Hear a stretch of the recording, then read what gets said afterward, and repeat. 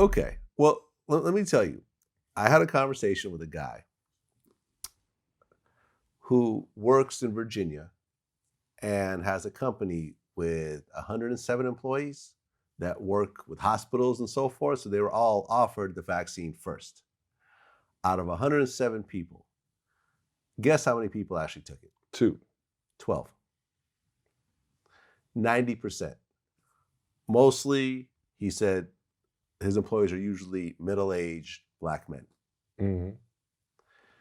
No one wants to take the vaccine in that community. Someone broke it down to me pretty well, though, the other day. Because obviously there's Tuskegee, right?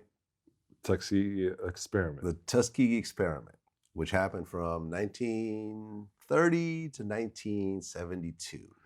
Yeah. A group of very poor Black men were offered treatment for syphilis, and it was funded by Tuskegee University, a historically Black college, which made it even worse, with Black nurses and everything else like that. For 40 years, they weren't injected with anything, but they were basically allowed to suffer and die from syphilis. 128 men ended up dying in the process when they had a cure, just to see what would happen when you don't give someone syphilis medication. Yeah. So that's one experiment.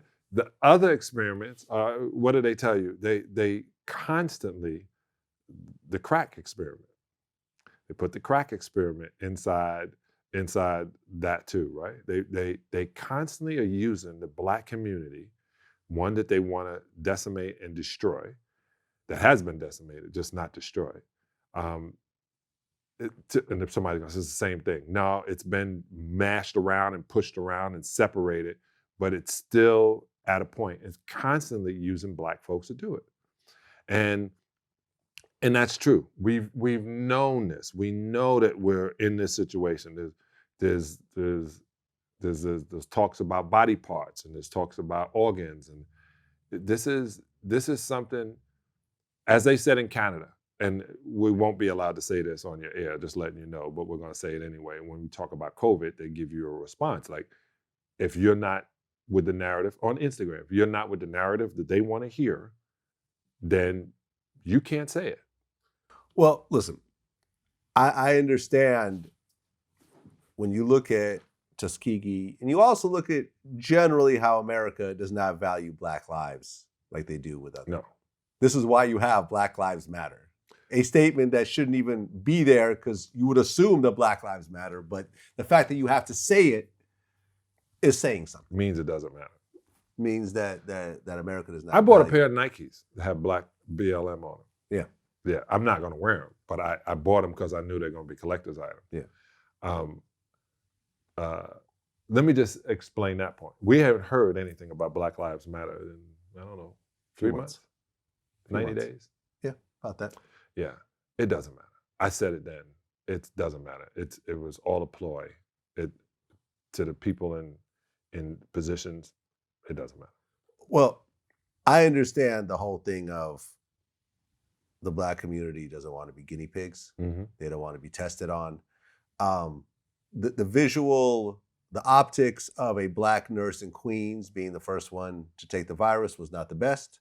Right. I think what America needs to do is show that white people are taking it first.